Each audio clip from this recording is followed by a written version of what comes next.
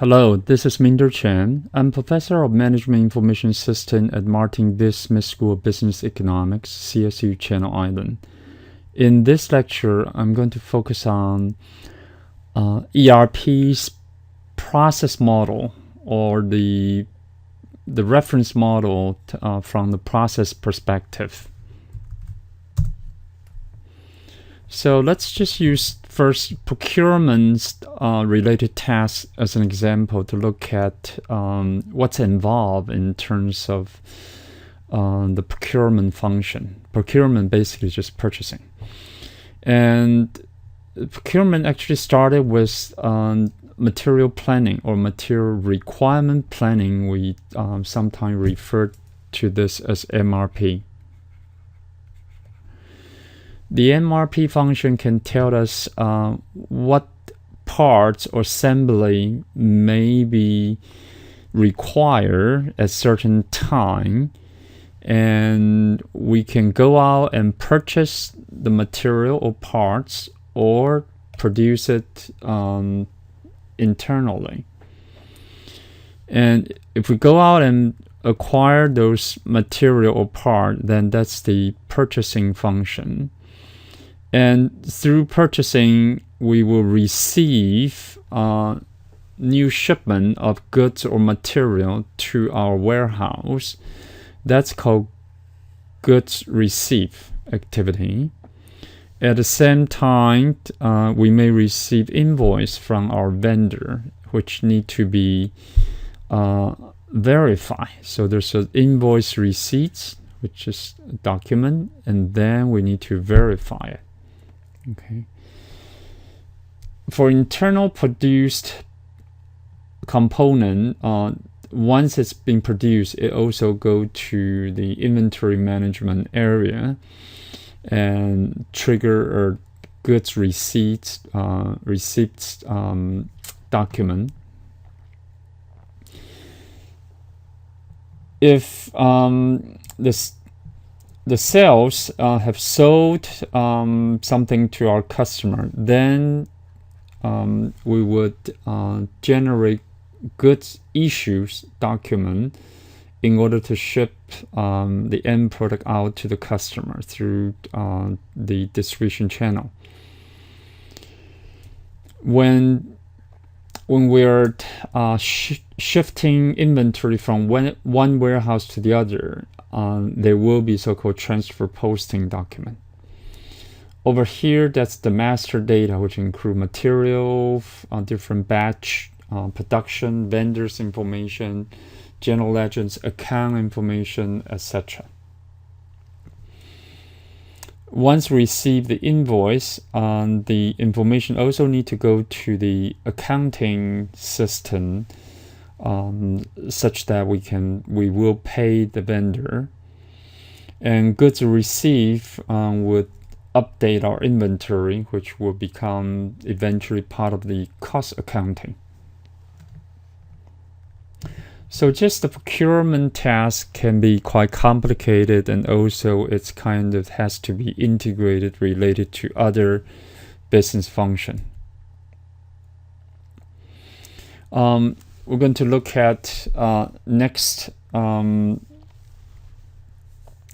the business process overview of some of the major business process that we're interested in under ERP. For instance, there's a sales process, which starting from initial contact with potential customer by getting customer's order to getting the inventory allocated for this customer order, deliver it, send the invoice out to the customer, and get paid. On the production process cycle, we have this sales operation planning. Based on the sales and our capacity and operation, we can plan what we want to produce, and eventually we generate something called mass production scheduling, scheduling, and which tells us the type of end product we want to produce and how many and when we need to produce them. MRP is material requirement planning, and once we have the master production schedule, then we can use MRP function to determine the raw material which need to be or parts which need to be ready for the final end product assembly or production. And from there we can have the so-called planned internal work order, and then actually issue production order and control what has been issued to the shop floor. The MRP, as we mentioned previously, will determine what need to be purchased. That's what we call purchase requisition or purchase request. Once the procurement department receive the purchase request, they would select the vendor, maybe determine the lot size, like how many units together they want to purchase to maybe get quantity discount, issue the purchase order, receive the goods from the vendors, verify their invoice, and then ask the account payable to pay the vendor. There are other process that we may need to interact with. Important thing is look at sales, production, and procurement. They are places that they need to interact in order to accomplish and integrate various activity together. Let's focus on MRP to just illustrate the complexity of managing a manufacturing environment using ERP. MRP is kind of part of the ERP function. In order to MRP basically would determine how many of the units of parts that we need to have ready. Let's use so in order to determine how many units of parts which we need to produce, first of all we need to have this demand management function, which think about it as a master production schedule. For instance, if we need to produce product A, let's say we need product A, 10 of them, 10 product A by the 6th week or 6th day. Let's just say it's 6th week. And so with that information, then we need to figure out what are the parts which we need to get it ready. Okay, this is where this bill of materials will come in. Bill of materials, BOM. This is example of a BOM over here. We got a product A which require parts 2 part B and 1 part C. B further require 2 parts E and F, which we need 2 E and 3 F to produce 1 unit of B. The LT here means lead time, which means how long does it take for you to say assemble B and C together to produce A. Let's say it's 1 week, and also the lead time to produce B in order to from E and F. That's also 1 week. For C, it takes 2 weeks to acquire it, either internal produce or purchase outside. So the lead time is 2, which means 2 weeks. So if we use that as use this information here, and we will find out that I need 20 units of B a week before. So basically I need 20 of B. For C, 10 units, I just need 1 unit, but need 2 weeks. So 1, 2, I need 2 weeks. So I need 10 units of C to be ready. So bill of material help us to calculate the number of the quantity for the parts that need to be ready. Okay. And the next thing we need to check is the stock or inventory. How many units do we have at that time? Okay. Assuming you already have, let's say, assuming you have only 10 units of B on hand, then which means you need to actually purchase 10 units arriving at the beginning of this week in order to have 20 units to produce the necessary to produce A, to produce 10 units of A. So we do need to look at the inventory. But just looking at inventory is not enough, because the outstanding purchase order indicating the future shipment of product coming to our warehouse. So in this case, for instance, if we look at the purchase order and find out there will be 15 units of B coming in on week 3, and assuming those 15 units will be available for us, and plus the 10 units already have on hand in the warehouse, which hasn't been allocated, then by this day, actually by week 3, we will have 25 units ready, which is more than sufficient to cover the 20 units that's required to produce 10 units of A. So think about purchase order as like future inventory, which hasn't arrived yet, but we should take that into consideration. We can do the same thing for C to find out how many units we need to purchase or produce. And so the arrow actually show the information flow. MRP need to use the production schedule, bill of material, inventory, purchasing order as an input.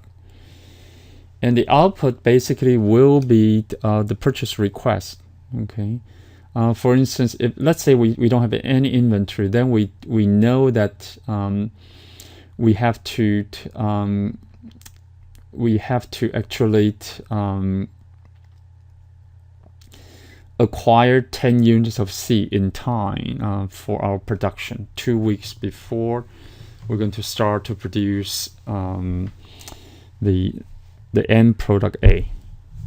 Okay, so the output will go to the purchase requisition, and that purchase requisition would be used by the purchasing office to generate. Sometimes they will combine several requests into a purchase order.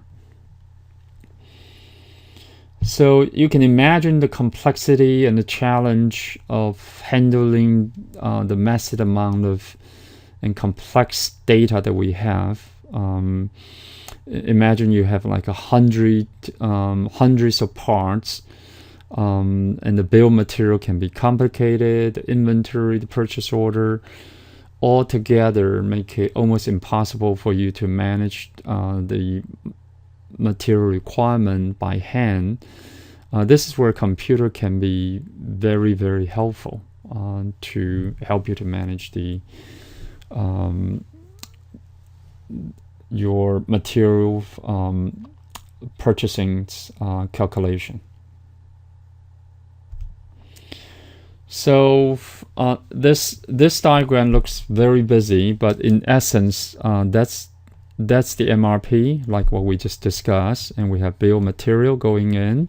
We have this demand management fitting to the MRP, inventory stock fitting in, forecasting, which is kind of part of the demand management function, will feed to MRP, and purchase order will be used as input, and the output go to the purchase requisition.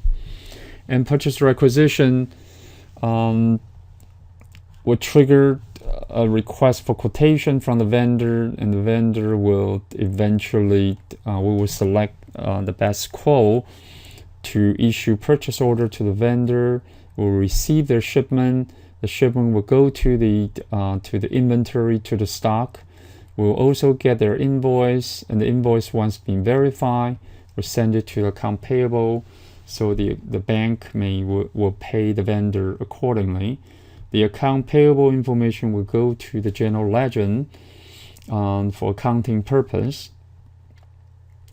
So this portion is actually kind of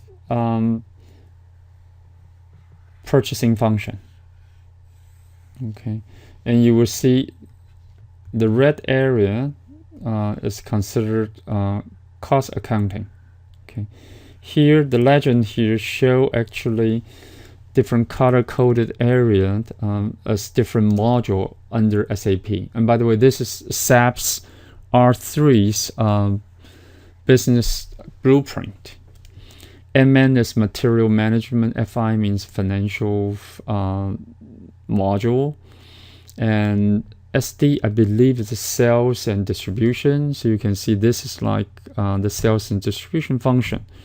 From our inventory, we receive here we receive a client's request for quotation. Okay, this quotation and this quotation are different. This is actually we ask the vendor to send us their quotation. This is we receive the quotation from the customer, potential customer, and eventually that generate sales order or a sales agreement.